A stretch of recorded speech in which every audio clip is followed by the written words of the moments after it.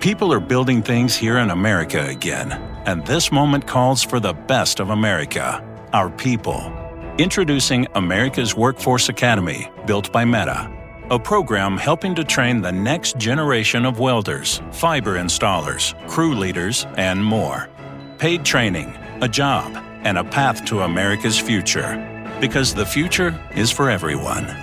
Learn more at meta.com/America's Workforce Academy.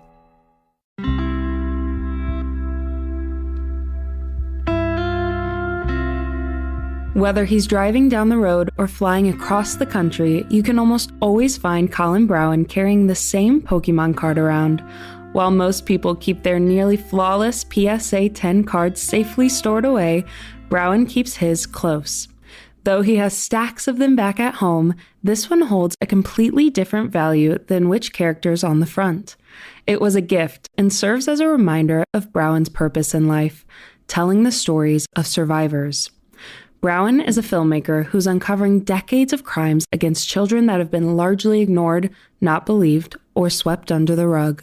A lot of these kids who were victimized back then, they never had a chance. No one listened to them. No one believed them.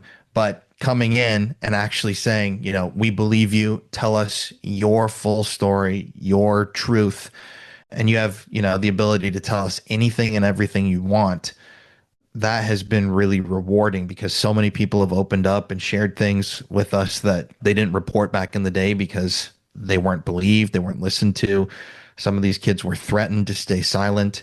Browen began his career more than a decade ago when he created a YouTube channel dedicated to paranormal investigation. He and his wife started their show, Murder in America, in 2021, and while researching infamous serial killer John Wayne Gacy, they discovered his connection to a nationwide child sex trafficking ring that changed the course of their careers. For being somebody who has had a lifelong interest in true crime, and I felt like I had heard the John Wayne Gacy story a million times before, having come across that information, I really couldn't go back. And so I started digging and researching and kind of covering these stories on my social media of these pedophile rings and these crimes against children. And I was absolutely shocked at how many cases there were in the past. And of how few people were ever held accountable. Browen didn't give a second thought to using his platform to help the victims and survivors of these crimes. However, not everyone was on board, both online and in his personal life. At the beginning, it was really hard for a lot of my family members and even friends to digest. It's such a dark subject, and it's really hard to even imagine some of these things happening to, obviously, innocent children.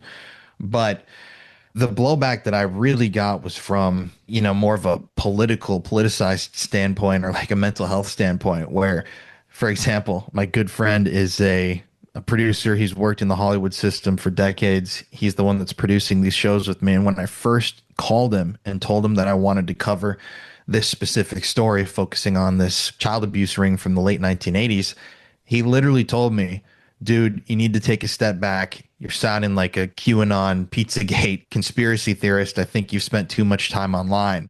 Fast forward, and the two have spent the last couple years interviewing survivors and confronting perpetrators for a documentary.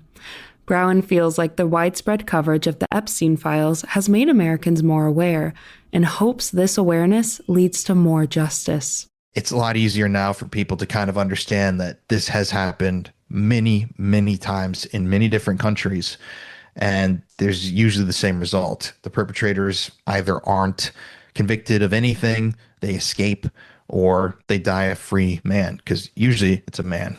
It's devastating work. Browen spent countless hours listening to survivors recount their attacks and reading through police statements. Every story weighs heavy, but he feels a strong responsibility to continue bringing these crimes to light. That calling solidified when he was researching a story involving child molestation and unearthed a forgotten memory of visiting that very same town as a kid and narrowly avoiding a similar experience. All of a sudden, I had this almost like visual flash into my head where I remembered seeing this older guy crawling underneath a toilet stall. And I'm like, is this a real memory of mine?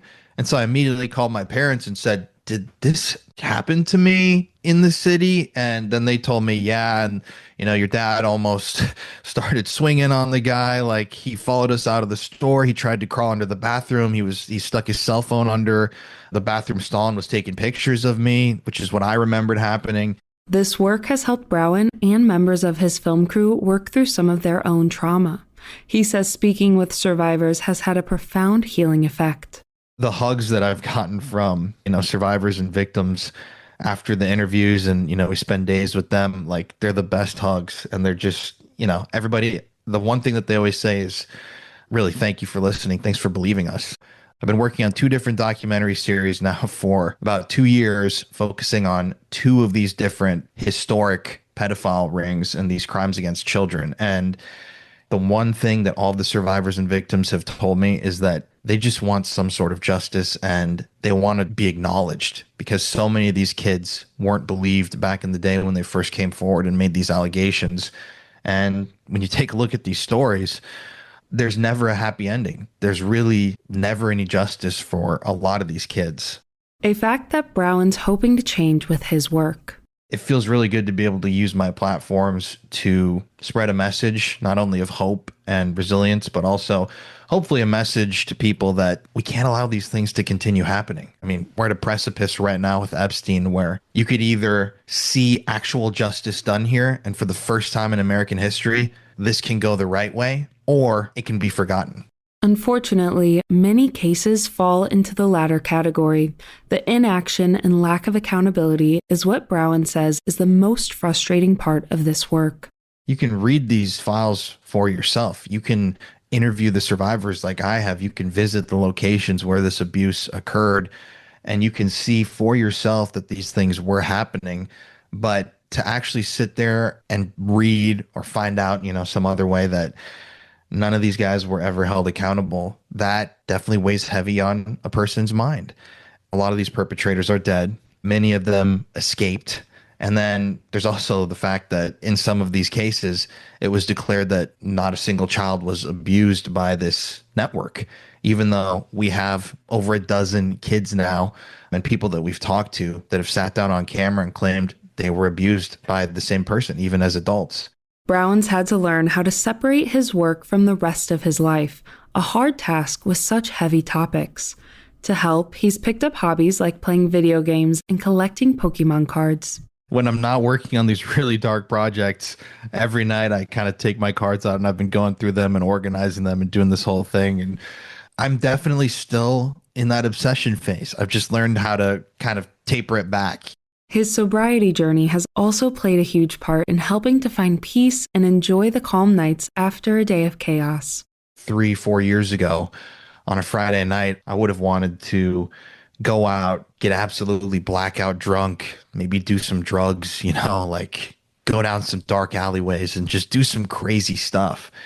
But nowadays, Courtney, my wife, and I, on a Friday night, we're in bed by like 8:30, 9 o'clock. I used to, joke around if she wanted to go to bed early and call her grandma, but now like we're literally grandma and grandpa together, and I love it. It's so calm. Meditation has also had a big role in managing his mental health. I absolutely love meditating, and just kind of finding things that I like to do. I started playing video games again after I got sober for the first time since I was like 15. I got really into it. So you just got to swap out, or I had to swap out the hobbies and activities that weren't serving me anymore for things that weren't hurting anybody and weren't expensive and dangerous to one's health, like video games and Pokemon cards. Despite these tactics, Browen still faces daily battles with his emotions. There's a lot of pain and anger to work through, but he's hopeful these upcoming projects will lead to justice. I get angry, I get sad, I get excited. There have definitely been some really huge breaks in these cases lately that we've come across. So that's exciting. But yeah, I'm doing this with the hopes that something will change after these series are released, because there's truly explosive stuff found within them, new files, new things that we've gotten access to, new people that we've spoken to that have never spoken up in the past. And my goal would be to ultimately get someone prosecuted. It wouldn't be the first time that the team's gotten a confession. The film crew took a trip to India for one of the documentaries to confront a man who'd been accused of molesting multiple kids. This guy was on his deathbed, essentially, and we showed up at his house in this really rural village, and the guy said, over and over again, I didn't do it. And I kind of grabbed his thigh and just said, hey, man, he told us he was terminally ill. And I said, if you are going to die and you have this secret with you, you don't want to take that with you to the other side, because that is going to be baggage and weight on your soul. So this is your one chance to help us bring somebody to justice and to find the truth of what really happened here. And he kind of looked at me for a second and then started crying and literally admitted to everything and even more, and gave us more details about people that we didn't even know had been, involved in this thing. And this is a kind of an elderly man who had been involved in this orphanage. It's a whole crazy thing. And though no legal accountability came from the confession, it validated all of the survivors who were ignored or called liars. It's really hard to kind of go back and generate interest in these cases in these local departments, but we're hoping that by producing these series, we can actually stir up some sort of a change, or, shift the mentality, at least in some of these cases, because it's really horrific stuff. And it's really, I don't know, not depressing to me, but it definitely gets to you at a point when you put all this work into this case. And I mean, you can't see this behind me, but I've got 6 box loads full of files from this one criminal case that we're working on. And you look at all this stuff and you hear the voices of the survivors, and you realize that nothing was ever done, and the people that abused them were allowed to go free. To me, that should really greatly upset people. And I think that once they see the details of a lot of this stuff, it will definitely upset them. Browen hopes to wrap up filming by the end of summer and be able to share a release date later this year. You can find more information about Colin Browen and all of our guests on our website, ingoodhealthpodcast.org. For more behind the scenes, follow In Good Health Pod on Facebook, Instagram, and X. Our executive producer is Amira Zaveri. I'm Kristen Farrah.